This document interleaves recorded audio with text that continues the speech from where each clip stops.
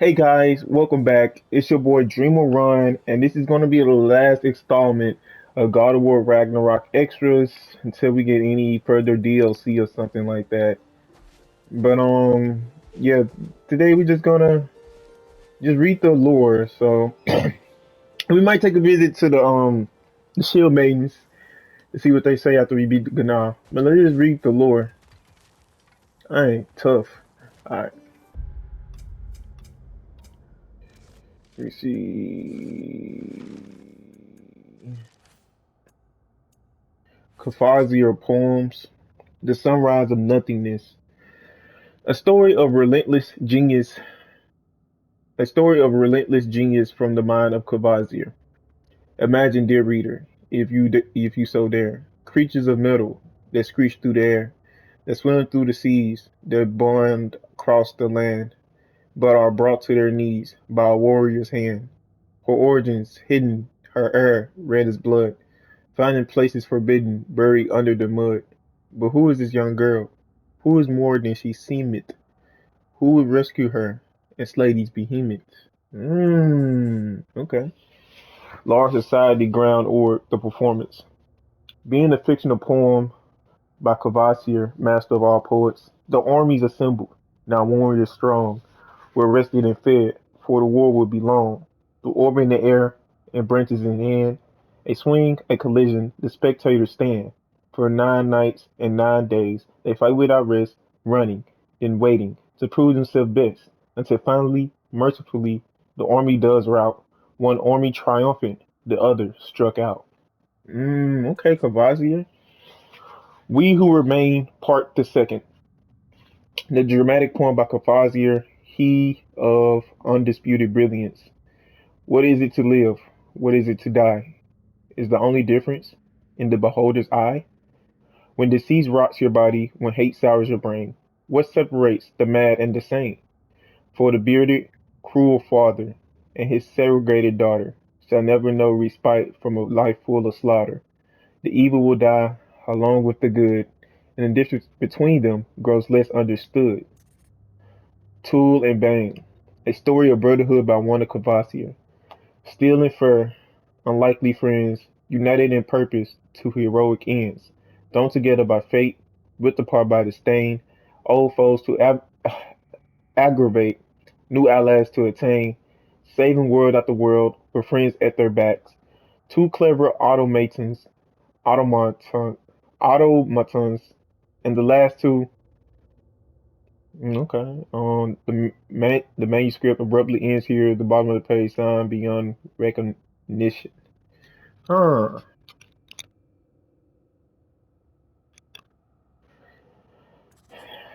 After like abandonment, the a composite work of brilliance that, if misunderstood, proves the ignorance of the reader. Stick, rope, tar, black, skin, handprint, baby, crane, shower, stink, death, beach, grubs, delicious, bomb, piss. Hey, yeah, I'll take it as it is. Visions at rest, in which Kavasir provides readers with their own tools for crafting stories. Visions after rest lay in wait for explorers, crafted by the imps and filled with music, joy, or horror. Among these fanciful realms lie endless creation and possibilities where the limit is one's own imagination. Mm, they really rhyming here. Spirits Within Walls, a tale showcasing the power of visual art by Cavazier. A gentle boy and his brush found kinship along the walls. His creation, playful sprites, brought joy to one and all. The town, once empty, now flushed with color and laughter. The boy hailed a hero, though merely a talented drafter. His mission, save his home, threatened by the seas and disuse. His weapon, imagination, blues, reds, purple, and chartreuse. I guess that's how you say it. I don't know. Celestial construct. I'm gonna need water. There's gonna be a lot of reading. Yes, sir. I need this water right here. Let me drink up, guys. Mute up real quick.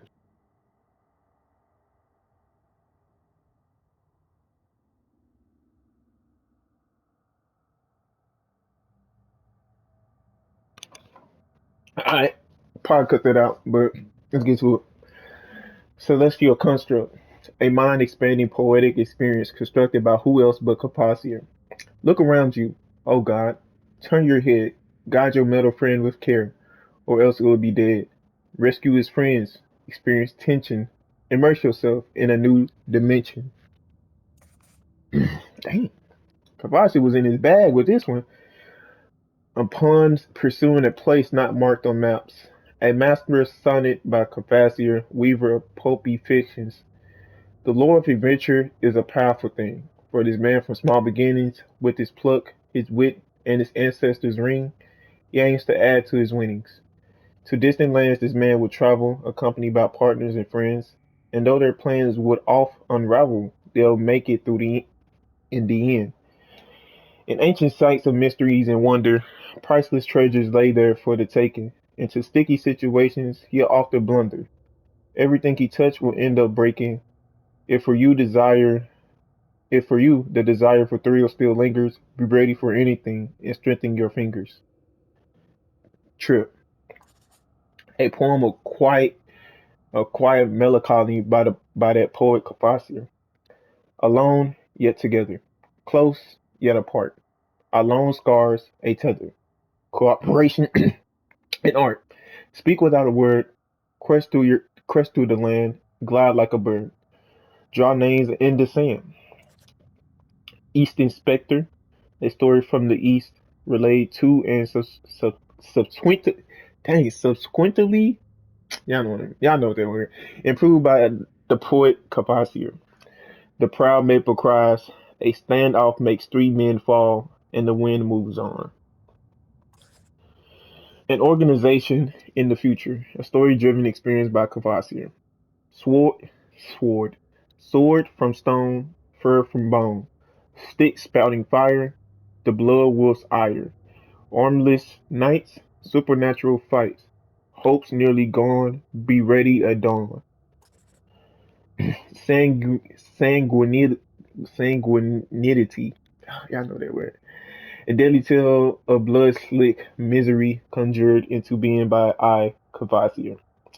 Kill and die, wound and sigh, bleed and perish, slash and cry, inject and deflect, think and reflect, fire, expire, murder, infect. The moon grows crimson, the mad townsfolk shout, "This city, a prison? Carve your way out." Okay.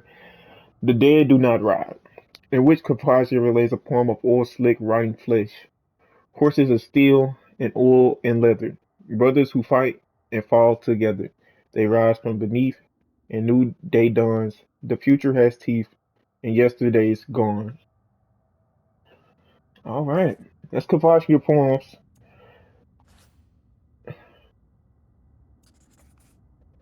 Um,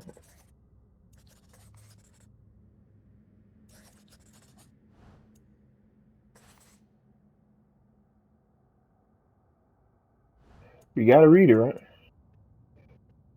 Okay. It might give us an insight on some. All right, spirit mementos, the brooch, a brooch that the spirit was planning to use in their proposal of marriage to their partner. It never reached its intended recipient. I wonder what became of their beloved scroll. A scroll containing a message regarding Thor and the Aesir. The spirit's commander waited for the word that never came. Perhaps things would have been different here if the scroll had reached its destination. A stein that could hold ale once again now that it is whole. I have collected cups before, and it was paid by the dwarves. Maybe this one will fetch a decent price. Hourglass. Using the hourglass to plot travel by time seems to be an imprecise means of navigation. What if you walk faster than the person who has plotted your course?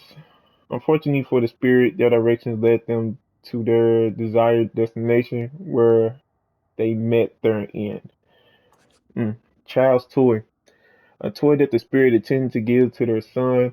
I do hope the child was far from this valley when it was destroyed.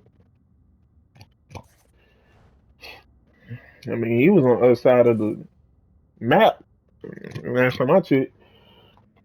Tributes to Freya, rest in peace. Dream Charm. This charm is meant to absorb nightmares. The principle behind such magic is not a local one, but theory picked up by Tyr from the Western lands. The, premi- the premise is a simple one. Nightmares seek us out in the dark, hoping to crawl into our minds and corrupt them from within.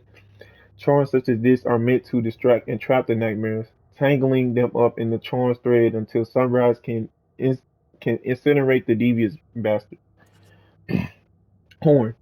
Not to be confused with Gjallarhorn, this piece symbolizes peace, wow, or at least Freyr's hopes for peace. It was said amongst the more easily excitable of the elves that one day Freya would blow the horn of quiet, and in so doing bring an end to the war between the elves. Just wishful thinking, I'm afraid. No prophecy ever spoke of such a horn, and as and as far as I can tell, no such item exists. But that didn't stop the elves from hoping. Can't fault them for that. Token. A token depicting Freyr's likeliness, crafted by and for those elves who supported the young god in his attempts to find peace. At the height of Freya's popularity, these tokens adorn more elvish homes they do not.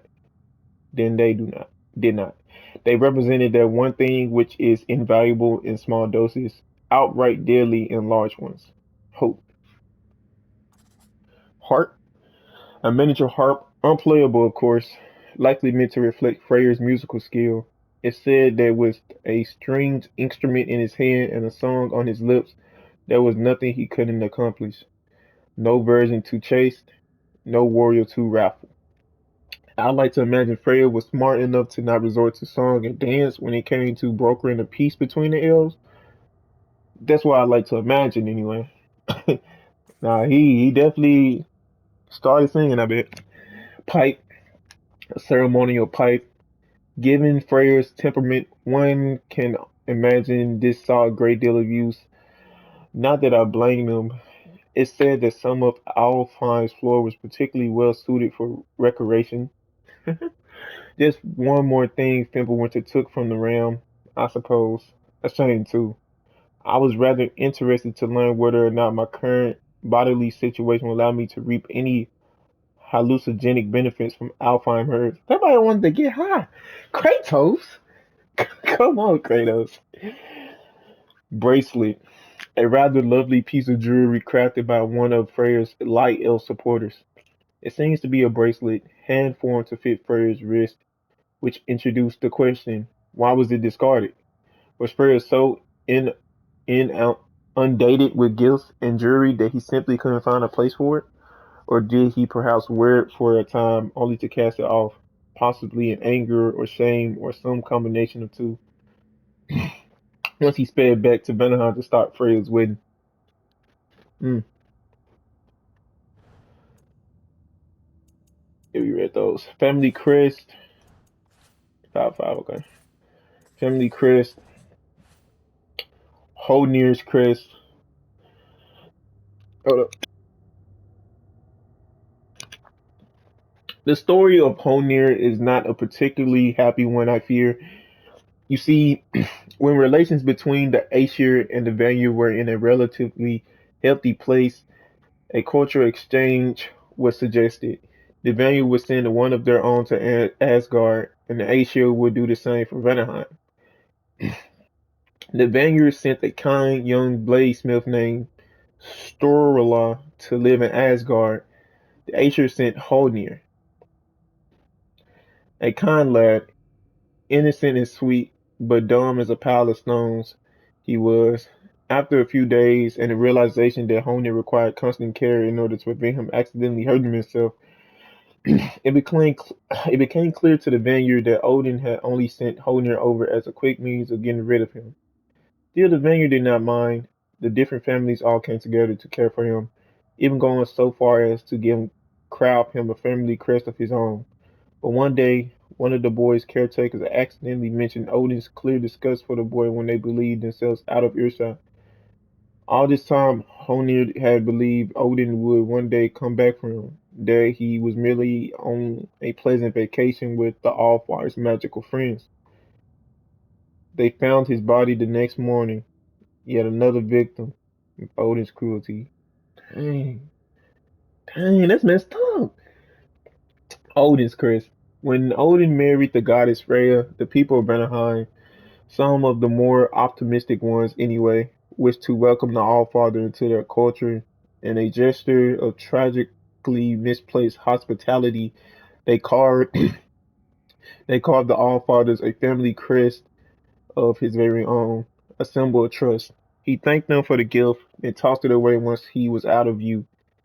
It would not be the last time he betrayed the Vanguard's trust. Such a doo-doo head.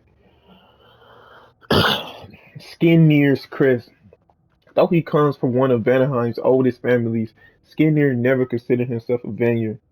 Never considered himself, well, much of anything, truth be told. Skinner was loyal to no one but Skinner. He was that particularly infuriating brand of intellectual who forever seeks to place himself above others by refusing to ever be pinned down on any specific philosophy.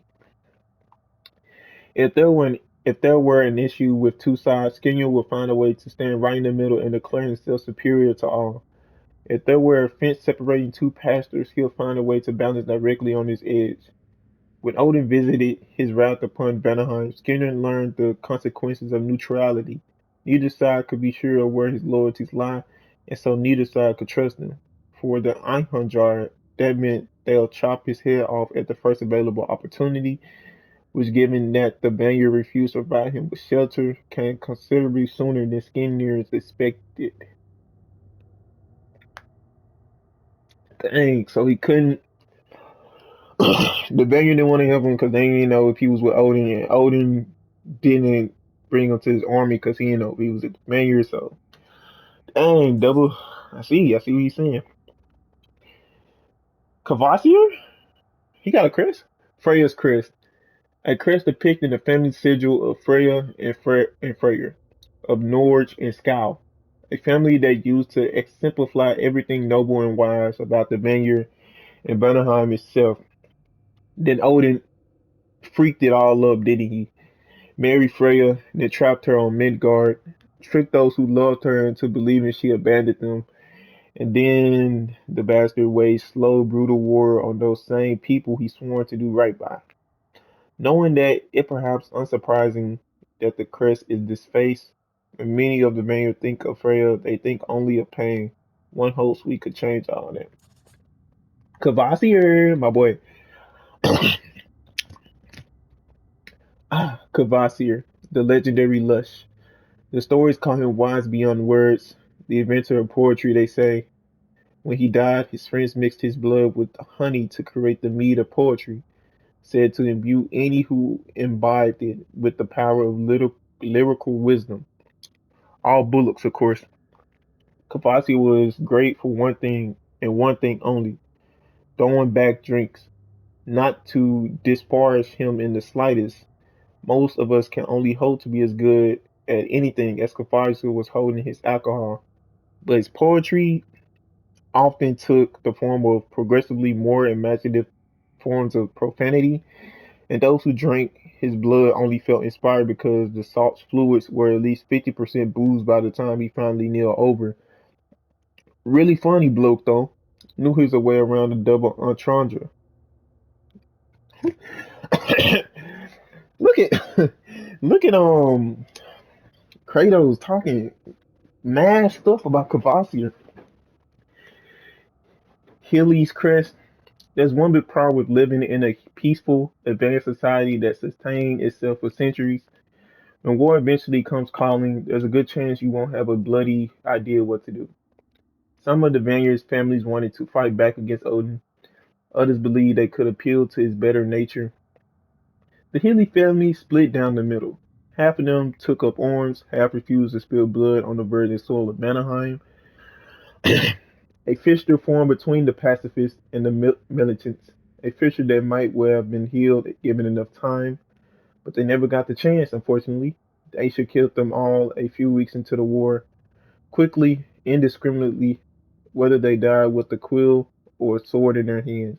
They all died just the same. And suck. Rest in peace, y'all. Excuse me. Water break. Water break.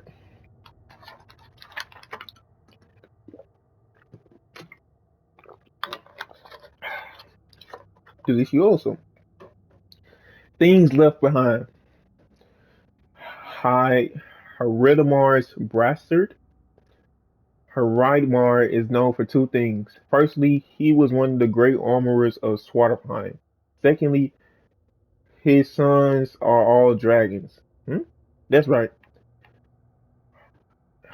Heridmar fathered the dragons you know now as Rain, Falnir, and Otr. Wasn't a terribly good father by any measure, unless you directly rate one's parental ability to the amount of fire their sons can breathe anyway. But damn, he couldn't make a good set of plate mail. Odin wanted him to design the Einhunjar's armor. Hreidmar obliged. By obliged, of course, I mean built a fatal flaw into the armor that would cause the breastplate to snap like stale bread for the slightest blow. About a dozen Einhundjar died before the Allfather realized what had happened. They caught Hreidmar trying to escape through a round travel gate. You can imagine what happened next. Oh my god, 8 up.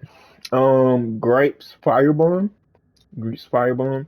I have many regrets concerning the time I spent in Svartalfheim, but of those regrets, I may think of Greep the most. Greep was a fantastically angry dwarven scribe. Her furious treaties against Odin's financial imperialism might well have spurred the dwarves to outright rebellion as she continued to distribute them. As a widow of words, she was at least my equal, if not superior, and her passion and fury commanded the respect of anyone who read her writings. And she took Firebomb in hand and burned ancient counts to ash. Others followed her. Unfortunately, the downside of having a clear and loud voice is that you're very, very easy to find.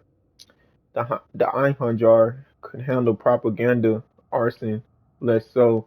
They found her, and she and all known copies of her writings disappeared. I always wished to meet her. I still think of her often. I like to think we'll be friends if she knew me as I am now. Bari's Grenade. Bari the Door spent his entire life building the great mead hall known as Lear. Brick by brick, stone by stone. He built it as wide and as tall as he could so that the songs and merriment of the doors could echo within his walls until the end of time. He was only a few days' work from completing it when the Einhundjar arrived. They demanded Lear's use as a temporary barracks. This same night, Bari and the door hurled stone grenades at the cornerstones of his life's work, collapsed the entire bloody thing on top of himself in a matter of hours. He like, hey, before I let y'all use it, I'm burning this gun down. No cap. Hey, shout out to dude though. Loft Hills Wheatstone. There's something to be said for creeping around at night, slitting the throats of your enemies. It's quiet, it's effective, and it's fear-inducing. There are many ways to rebel, but that was the method Lofthide chose. It worked for quite a while too. The Einhundred never believed the adorable tavern waitress who served them with a twinkle in her eye and a smile on her lips could also be the one butchering them come nightfall. But butcher them she did. Got 11 of them before she was finally caught. And even when they executed her, they said she had that same twinkle in her eye, that same smile on her lips. Hmm. Off jaw, off haw statue. I recall off jaw, the deep antics. He understood one of the most important rules of resistance. You don't always need to win major battles. You just need to inconvenience your invaders. Before Svartalfheim voluntarily bent the knee to Asgard, Odin sent a detachment of Einherjar as a gentle show of force. Excuse me, goodness gracious. It wasn't a day that went by where I didn't hear about missing bags of grain or pilfered armor, or in this case, treasure valuables stolen away before they could be returned to Asgard. Unlike most thieves I've known, he stole not for the thrill nor the payoff, but simply to irritate the iron jar. And it worked until they laid a trap for him, caught him, and hanged him with the length of rope he'd been attempting to steal. During stone statue, during the ger- during the generous built the world mill over the course of decades, he foresaw a future in which Svartalfheim was as lush and verdant as the most overgrown fields in Vanaheim. And the world mill was the first step toward that future. He'll sell fertile, high quality soil to the other doors and pour all the proceedings into keeping the world mill running. When Odin heard of this miraculous machine and the independence it might one day grant Svartalfheim, he offered Durin gold beyond measure to destroy it. Durin refused. Odin wanted to bring the whole structure down, of course, but I convinced him to steady his hand. Instead, Asgard simply made their own world mill. We sold our own soil to the doors at prices Durin couldn't possibly match. He couldn't afford the upkeep on his miraculous machine, and so it fell into disrepair. Once Durin's world broke, Odin destroyed Asgard's as well. Durin took his own life shortly thereafter, and that is the story how Svartalfheim almost gained independence. Mm.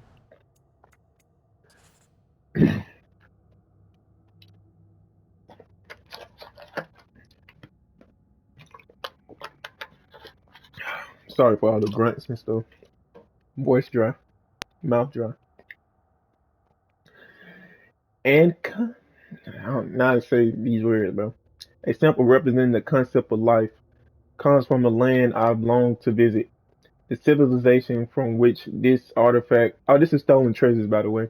The civilization from which this artifact originates is said to be both ancient and techno- technologically advanced. They worship half human, half animal gods who, from what I've heard, rule with wisdom and humility. That said, one should never trust gossip, especially not when it comes to gods. Keela, a Keela from the east, not the first one I've seen either. The uneducated might assume the Keela to be a weapon. They'll be wrong. The slightly less uneducated probably believe the Keela is used in ritualistic human sacrifices. They'll also be wrong. In reality, the Keela is used in rituals, yes, but never any to do with bloody sacrifice. Instead, the Keela represents stability and strength. You might stab a bowl of grain with it in order to ground yourself to the space you occupy. Despite its appearance, the Keela isn't a weapon of the bloodthirsty, but a tool of the holy. It can also imprison demons. Okay. Janbaya. A Janbaya, part weapon, part status symbol. This dagger from the east is said to be so deadly that it can only ever be drawn from its sheath in cases of extreme conflict. To this very will the Janbaya flammably, they risk bringing considerable shame on themselves. Maya. Just like Egyptian, ain't it? A sculpture from the Southern Empire. Now that is a civilization I would like to visit. Now that is a civilization I would like to visit. They trying to tease the next God of War Egyptian. If Tyr's writings are to be believed, the Sun Guards are said to possess unparalleled wisdom and generosity. Their ruler of the heavens apparently saw fit to gift humanity with advances like writing, farming, the calendar, and sciences. Imagine that. A deity who wishes to share knowledge rather than hoard it. Equally, I wouldn't wish to ever draw the ear of such a pantheon. I've heard their god of death takes great pleasure in torturing expired souls with fire and water. Though I can no longer feel pain, I imagine he found a way to make my current situation rather unpleasant. Yep, that's God of War. For for the first time, and feel free to mark this down as it is unlikely to happen again. I am at a loss. I've simply never seen anything like this. It's clearly carved from stone, but I don't recognize the craftsmanship. It's old, That much is clear, but I can't even begin to fathom from whence it came or why. Well, that's only particularly true given the statuette's measurements, shall we say. I suspect this may be a fertility idol of some sort. Him I said, for the first time, I am at a loss. A lyre, a string instrument. A lyre to be precise. Kratos says he knows how to play, but refuses to do so, which means he's either lying, possible, or determined to deprive me of a good time, also possible. Though, come to think of it, this is probably one of the few surviving artifacts from his homeland. Plucking the lyre strings might well take his mind back to that place. That may well be on journey he's not ready to go on yet. That may well be a journey he's not ready to be on. Okay.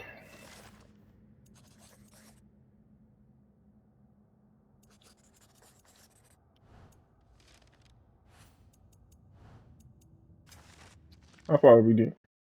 30 minutes already? Dang. You still got friends and all this other stuff. Faye, this is friends. Faye, it has been too long since Faye left us and we spread her ashes from the highest peak in Jotunheim. A journey she planned, one that neither of us was ready for. I dream of her in simpler times when being together was enough.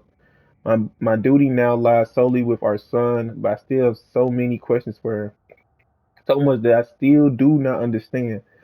I see glimmers of her in Atreus, and they make me smile. But I am left with those same questions as I try to guide him along this path. He is focused on who he will become. While it becomes difficult to keep him close, I am grateful I can continue this journey with him for now. Fenrir. The wolf Fenrir has been in decline for some time now. Atreus cares for the animal deeply and has not been able to accept that he is dying. In the past, I would have told him to close his heart to this loss, but he has already endured so much.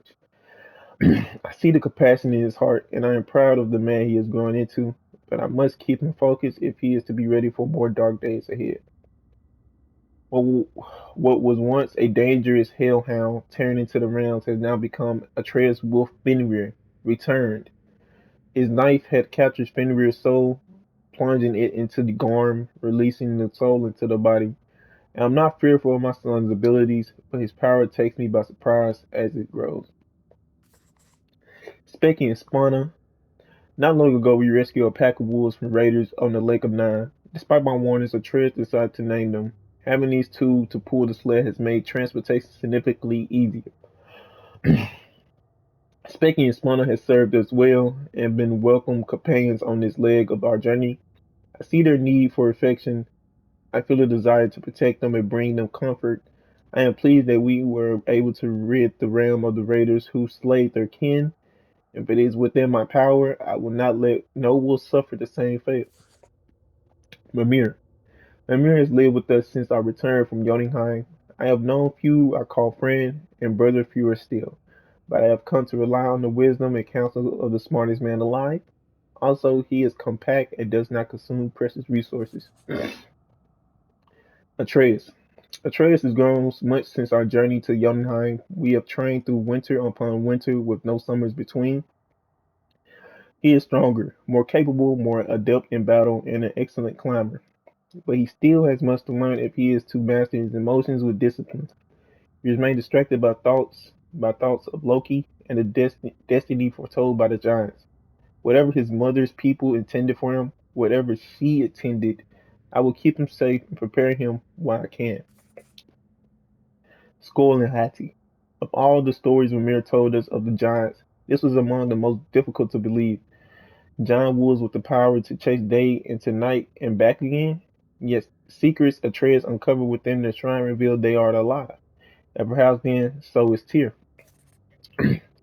Brock. Rest in peace. The dwarven blacksmith Brock was the first ally we encountered when we set out on the mountain's peak. He and his brother Sindri made the Leviathan axe for Faye, and this has been our common bond. Brock is blunt with a foul tongue, but there is a wisdom in his bluster. I find him acceptable company. Sindri, hey.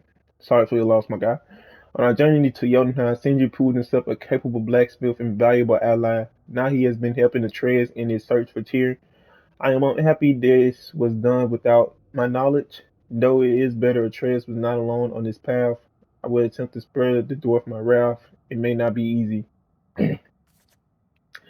Read Rab, the dwarven proprietor of the tavern in Nibevalir. Gosh, he was forthcoming with Derlin's location and also with a bitter anger towards Mimir. His establishment is too small and unwelcoming. I hope he is a better musician than he is a barkeep. The Limbacher. It appears that Mimir has enacted many cruelties here in Svartalfheim, none more reprehensible than chaining this creature and harvesting its fat for oil. To perform an act so heartless and to put it out of one's mind, to never speak of it, it reminds me of a boat captain I wronged long ago. He too was robbed of his freedom and suffered because of who I was and the choices I made. Perhaps there is a measure of monster inside us all. Derlin, a minor official to the Dwarven city, Nidavellir, at one time an ally of Aes in an effort to resist Odin. Now he numbs his fears in drink. It appears he has aided us with a map to Tyr's location.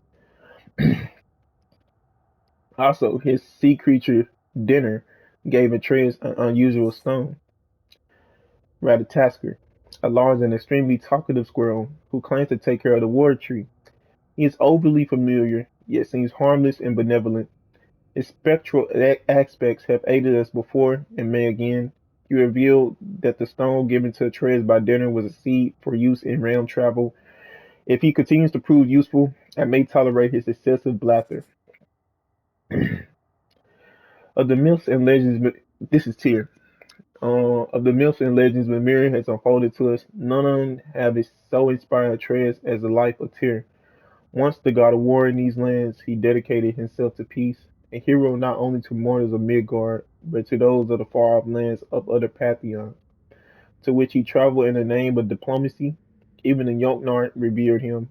It is believed his aid is what made the giants disappear, escaping Odin's wrath at least for a time.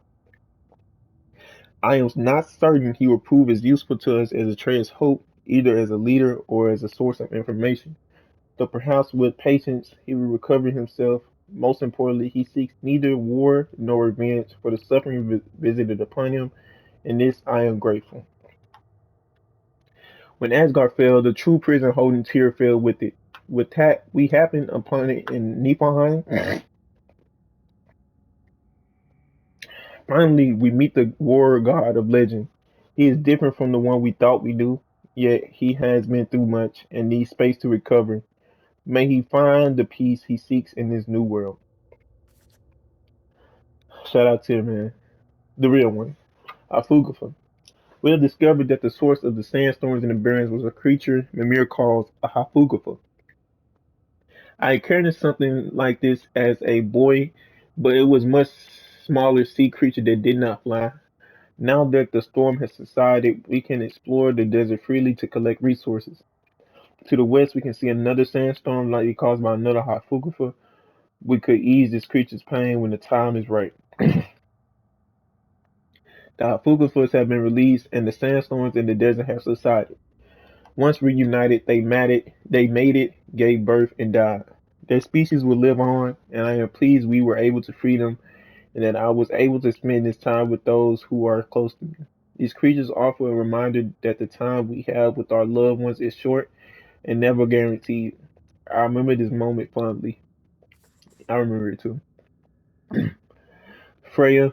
Freya continues to pursue us, seeking revenge for the death of her son, Balder.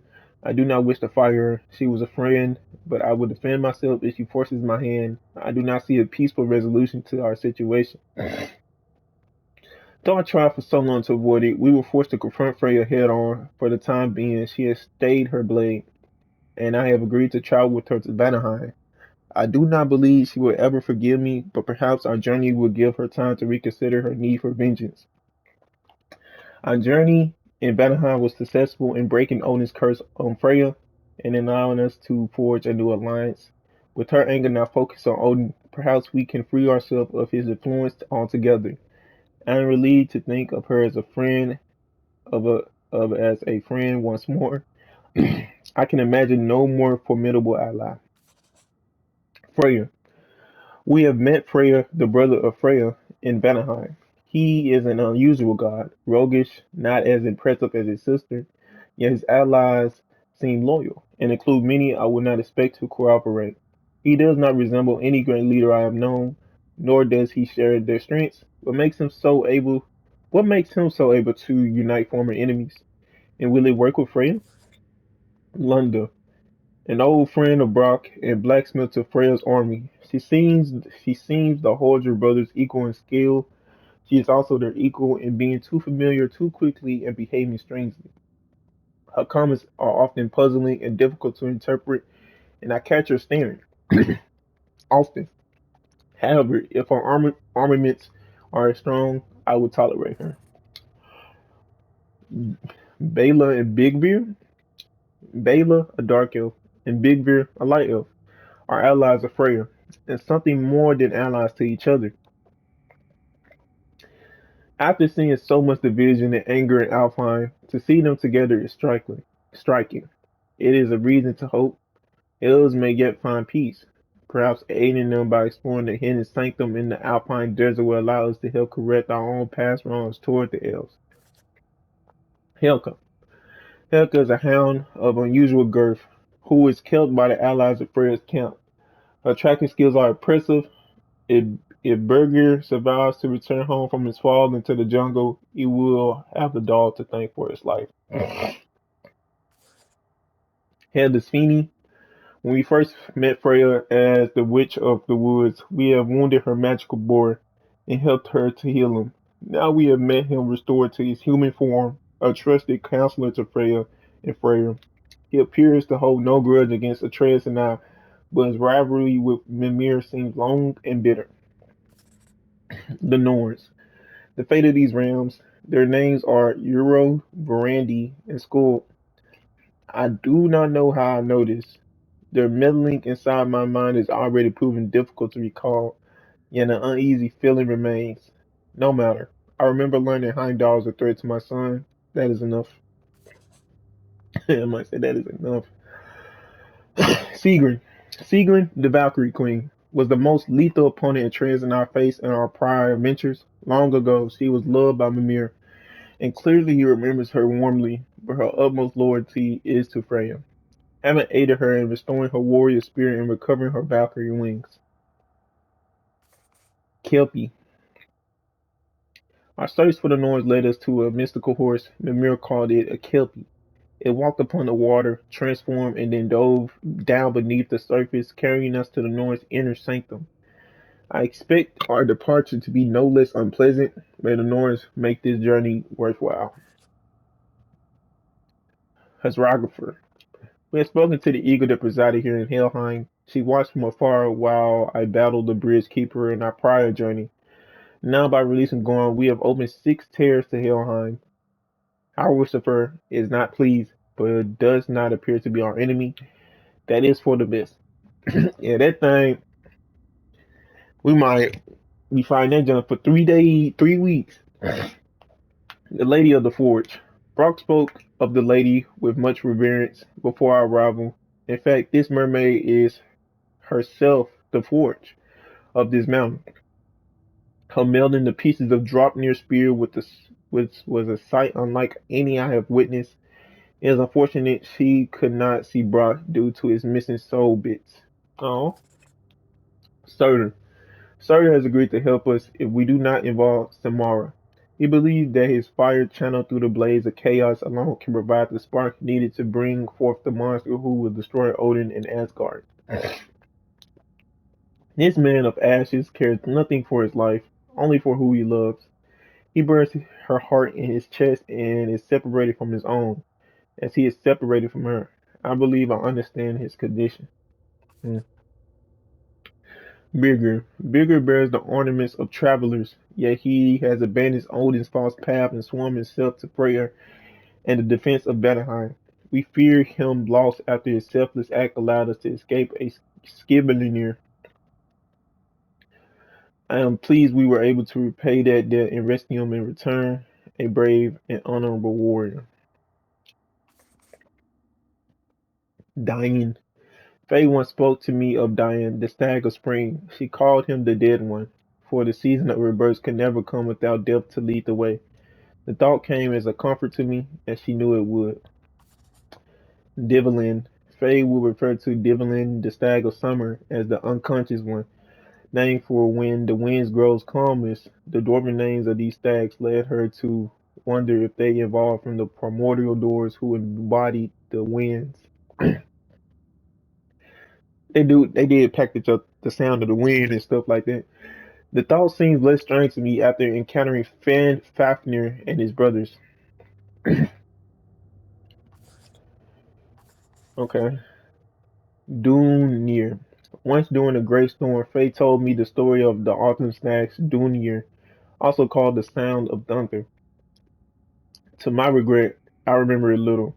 I only remember her, the fire in her eyes, the passion in her voice, her very being, animated by the colors of the season and the ferocity of the winds. The memory of her spirit long outlives her words. Dear Prior.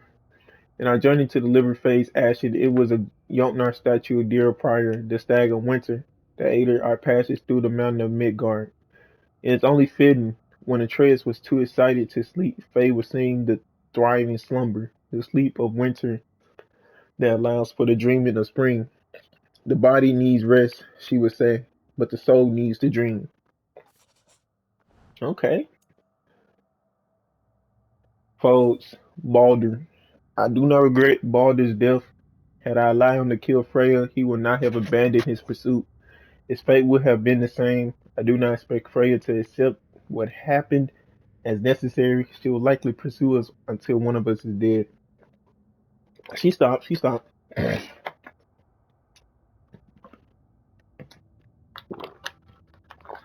What was that?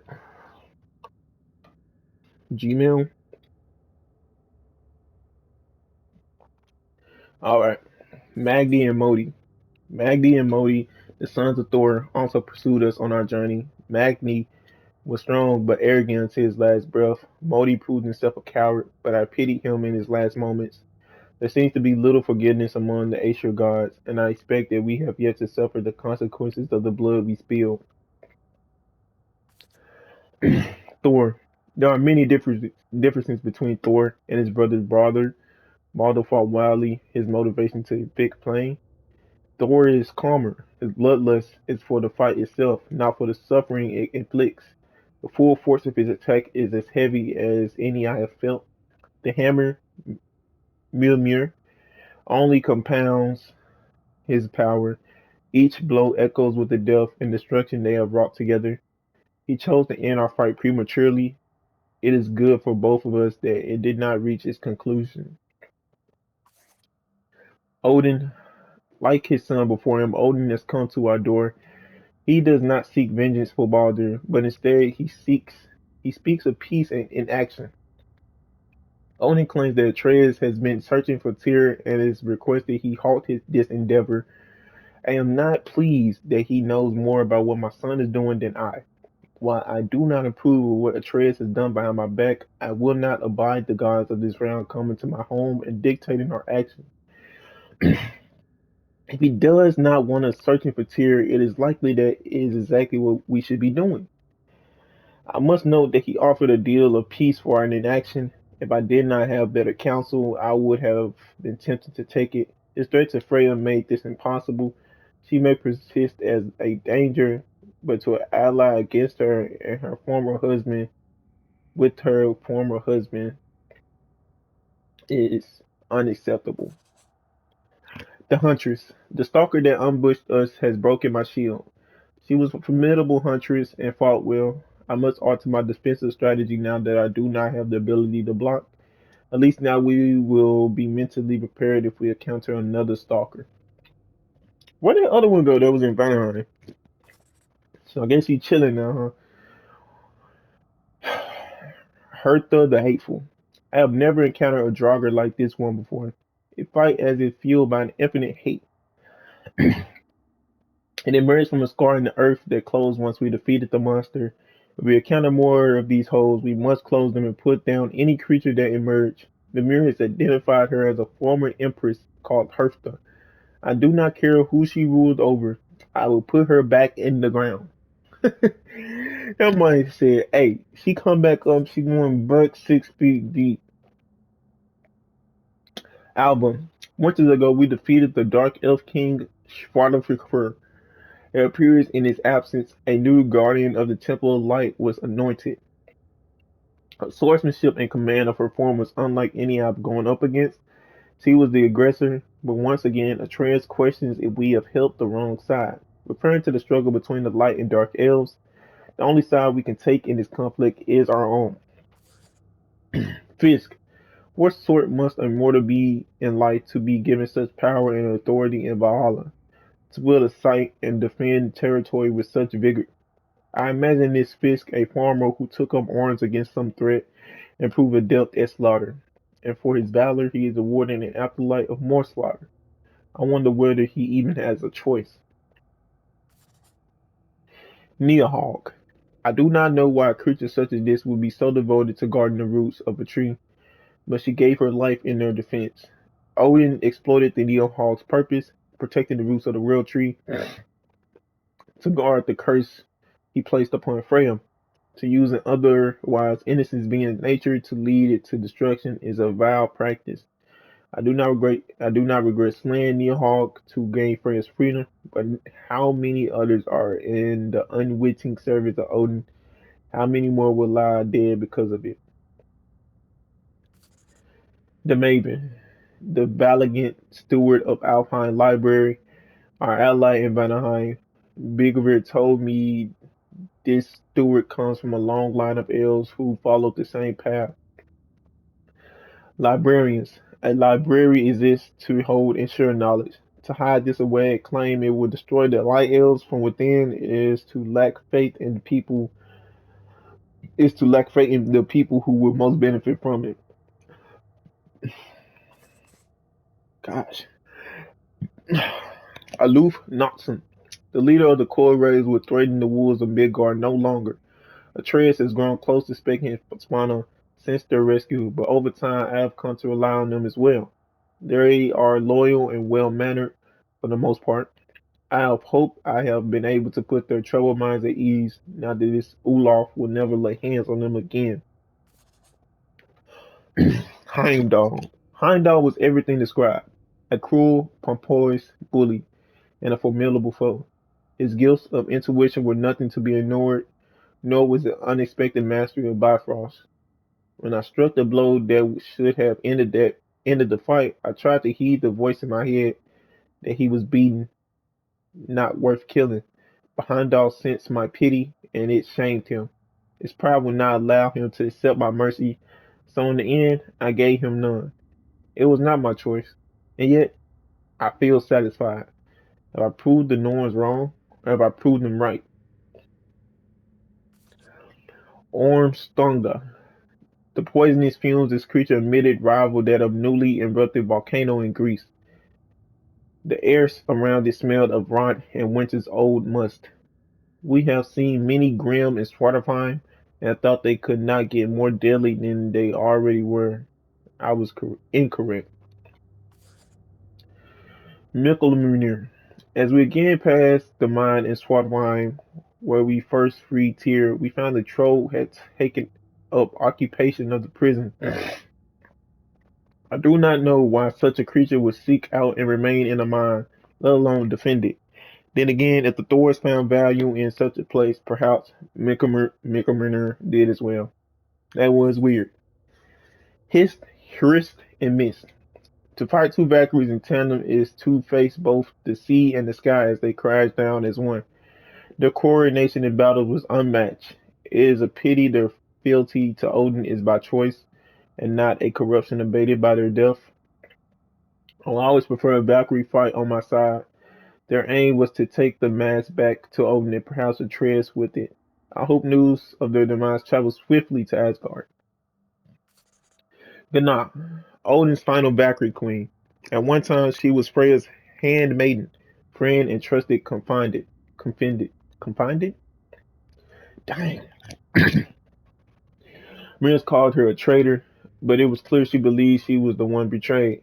Freya had spoken highly of her ambition, her conviction, and her unyielding loyalty. These would be admirable qualities in a warrior. Yet in the end, her loyalty proved misplaced in Odin, even after his defeat. She met her end with dignity, though Freya took no satisfaction in delivering it. Crazy.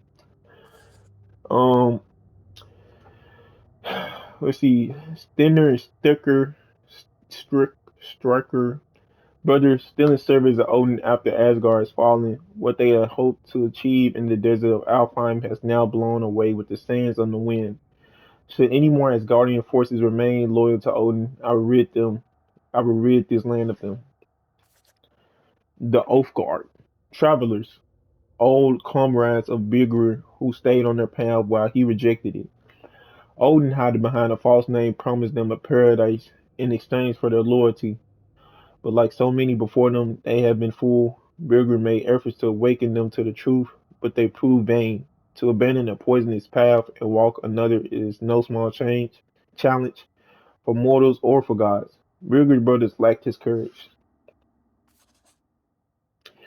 Blackthorn. When he encountered this creature in the jungles of Vanaheim, Freya later told me of the legend he carried with him. Stories of his fierceness were told to young Vanir children to keep them in line. She will not say how much Vanir blood had been spilled by his claws, but from the solemnity of her voice, it was no small amount. With this beast slain, parents would need to find a new way to scare their offspring into obedience. I sure killed that judge like first try. Or I died, then it came right back and killed them or something. A mysterious creature, Ormir, a mysterious creature. Mimir tells me it was born from an ember that escaped Surtur's hammer as he worked his forge. The steward of Muspelheim used his bellows to breathe life into the ember, and his first act of resistance was to steal and consume the precious metals the smith had been using to forge a weapon. Amir tried to tell me Surtur found this amusing. Were I Surtur, I would not be amused. The Raven Keeper. According to Amir, this Raven Keeper was an acolyte of Odin. Lacking the physical prowess of Valkyrie, she proved no less useful for her cunning and serial craft. Odin was in need of eyes in all the realms, and it was she who offered a solution. She stole the souls of children and reshaped them according to Odin's malevolent will. Dang, children! In freeing the ravens around the realms from her servitude, we incurred her wrath. Now we have rid the realms of both the winged spies and their creator. I hope those poor children may find some measure of peace. Man, that sucks. King Horath Karaki, former owner of the Cursed Blade Scornfung, an unworthy man who declared himself king. Emir spoke bitterly on how he and his berserkers laid waste to the kingdom of Livry. It is unlike Mimir to seek vengeance, but his cause is just. I have taken Hero's sword, once a symbol of betrayal, and used it to rid these realms of him and his followers. I hope this brings Mimir some peace. Hartfield the Callous, the follower of the false king Haruf. According to Mimir, he was known for his particular cruelty in battle. Harufield's skill with a blade was precise, and he used this precision to extend the suffering of his victim. Instead of beheading them in one swift move, he would dismember, slow and deliberate. A vile practice, he will be forgotten. Alright guys, we're gonna end the video here. Come back for part 2 of lore reading.